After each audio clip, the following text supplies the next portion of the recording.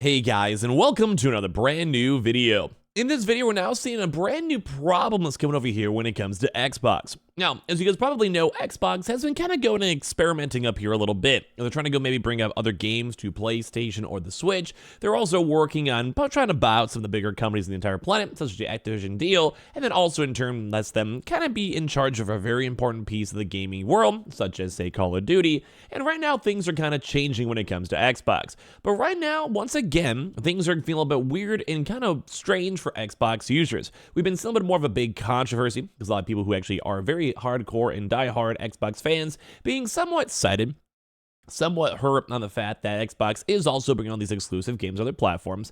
And as well, people are also kind of curious on this next big headache causing over here from Xbox as a whole. And this is regards now of what game is going to come next. And it's kind of an intriguing topic to go talk about because we never really had to go worry about this. Typically, we always had a really hardcore set of, hey, there's going to be a Nintendo game. Well, it's going to be Zelda or Mario or Pokemon. Okay, for PlayStation, God of War, Horizon, Xbox, Halo, Fable, Gears of War. And when it comes to all that stuff, we're okay with that. We're fine with that. But now that we're seeing more purchasings, such as, say, Bethesda, we have a little bit more exclusives when it comes to the Xbox side, such as, say, Starfield, or even Call of Duty now that might potentially be exclusive in 10 years or so, and people are curious on what's going to be happening, what's going to be spread, and also the new ongoing question of what is going to happen in the future. So we're going to go talk about the fact that right now, Xbox has a brand new problem, people are noticing it, people are talking about it, so we're going to talk about it ourselves. Make sure you guys are subscribed with the notifications on, the Twitter and Twitch room down below. We also, if you guys want to check out the Webull links, Amazon links, all that stuff down below as well. And let's go dive on into the video itself. So as I talked about, Xbox is making a brand new big strategy, but it kind of leads to some very intriguing comments. Where right now we're seeing that Hellblade 2 on other various bigger games, such as, once again, like Fable, once again, Indiana Jones, once again, Starfield. Are they ever to come to PlayStation? Will they come to PlayStation? Is it in the plans to come to PlayStation? What is going on with that? Saying Hellblade 2 on PlayStation, the Xbox exclusivity rumors will now never end. It's getting a lot of attention too as well because it does make sense. We now have that little baby tease, that taste of things like, Sea of Thieves. It's doing really well in terms of the pre-orders, and at the end of the day, it would make a lot of sense for Xbox. But right now, there's two parts of this. People are curious and wanting to know if every single other future Xbox game is going to maybe just come to PlayStation, which is leading towards people thinking, why not just wait and buy a PlayStation instead, which is kind of going and hurting Xbox. And then part two, once again, as we've talked about this channel before, Xbox users are upset because Xbox users feel like they maybe got cited, they got hurt, they're losing money at the end of the day. And this has kind of been a big issue because now people on all the social media platforms, instead of being excited for a brand new Xbox game coming and Xbox users being exciting, it's kind of taking the wind out of their sails because they could just be like, why not buy a PlayStation? So you could argue the merits of whether or not Xbox putting some of its games on PlayStation will be good in the long run. In the short run, at least, some early examples seem to be going well. So basically, Sea of Thieves was recently the top pre-order game. We talked about this on the channel itself. But what is clear is that the new strategy means that essentially every single past, present, and future release from Xbox is going to be the subject of rumors and speculation that will be headed to PlayStation at some point.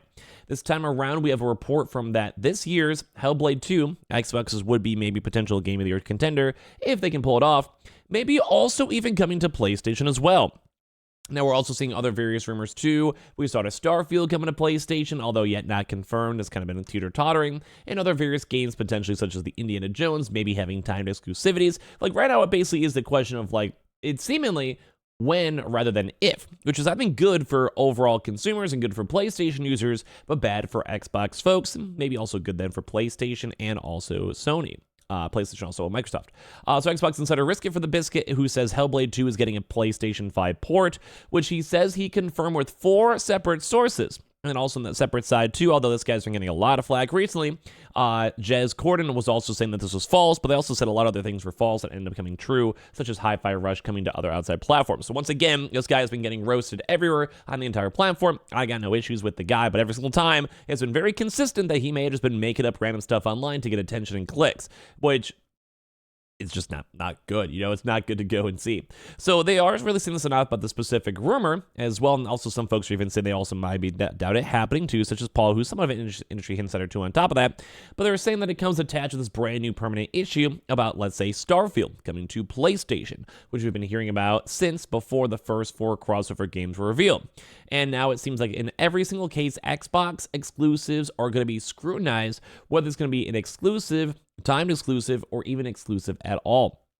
And I do want to go and agree on this one because a lot of people are making comments on this and discussing this, saying, hey, this will always be a question now for every single Xbox game, and Microsoft can only blame themselves, which kind of makes sense because they're kind of testing the ambiguity of what games would work, what games wouldn't go work. And at the end of the day, that's good, I think, for Xbox as a whole. Like, they're basically saying, we're going to try it out and see. They're pretty straightforward. They understand it. They're going to try it out. And if it works, it works. And if it doesn't work, then, well, we only try it out. We're not losing anything out here. But it also kind of loses a lot of faith in Xbox.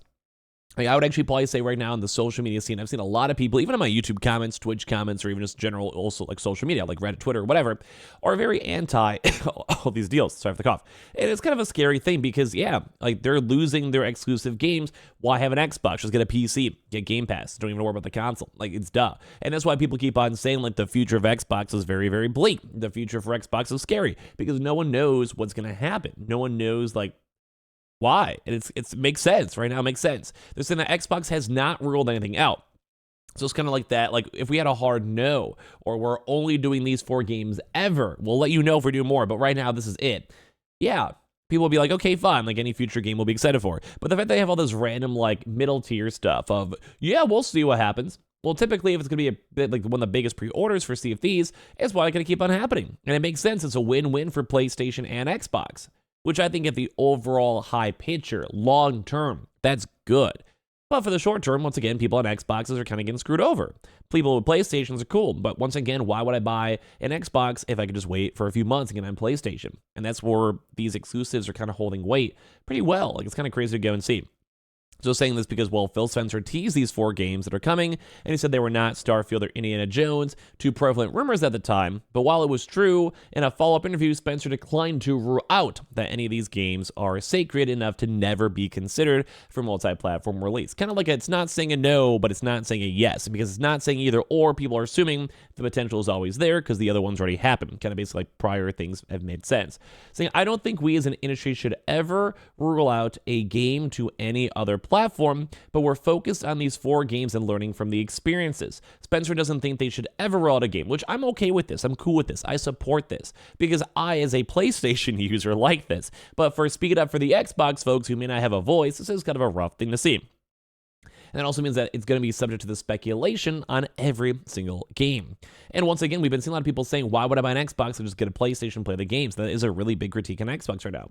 So another rumor previously that was also most sacrosanct, that was the Xbox AP of them all. Halo could also be heading to the PlayStation as Xbox tries to expand the Halo Infinite multiplayer universe, and as well also some people are rumoring Gears of War. But at the same time, it makes sense because if Halo Infinite's dying, get more people playing it, and then maybe it won't be as dead. Like, you make more money, more microtransactions, more strength for future Halo games, and it'll probably get a lot of media attention. They're saying now it's Hellblade 2 and still as ever Starfield. You can't really come up with the rationale for any of these given Microsoft's past explanations. In this case, Hellblade 2 is a pricey game that will be launched on Game Pass and may want its profile and sales elevated with the PlayStation release, which would make sense. Same with the Indiana Jones game. Starfield also launched on Game Pass. So many of these also have to do with the Game Pass discouraging console sales, and the idea there is that it may sell a few million more copies on the expensive game for $7 each, which also makes sense. It's basically like people will go and Xbox users and PC users will go do Xbox Game Pass and they get their subscription fee, and hopefully it takes them more than 2 or 3 months to go and get it, or they keep on having new games to maintain it, and then they get the big, pure, raw, upfront, like cash first from things, say, from selling on PlayStation. Makes sense. But right now, people are like, why would I buy an Xbox? I can just buy a PlayStation. I get the same games at the end of the day. Just have to wait a few extra months. And some people already do that for PC. Like, some people will only buy these, like, say, like Spider-Man 2 when it will come to PC, or God of War Ragnarok on PC, which makes sense because, like, why spend more money? Just go wait. Be patient. It's fine. So it's too early to see whether it's a good or bad idea. And I think it's a good idea overall, but bad for current Xbox users. It may be a mix. It's early days, but if Microsoft starts using Sony as a vehicle to print money, then from former and current exclusives, which would no longer really be exclusives then it may be considered mission accomplished. But if it devalues Xbox to the point where people do not actually want an Xbox or a Game Pass and they just want a PlayStation, then whoops. And then Sony has its own issues limiting the reach of its own huge budget AAA games to consoles itself, except for PC releases often years later. So right now it's kind of crazy because we're seeing potentials on Hellblade, seeing potentials on Halo, seeing potentials on Starfield. Until we hear the official thing from Xbox, we don't know, but it's crazy to see that some people have been getting excited when it comes to all these consoles. So give me your thoughts and comments down below. Make sure you guys are subscribed. We'll probably be live up on Twitch pretty soon if you guys want to follow. We'll have all the other various sell-out links too, and I appreciate y'all for watching. I'm going to do my little baby video afterwards too, and I appreciate y'all for everything.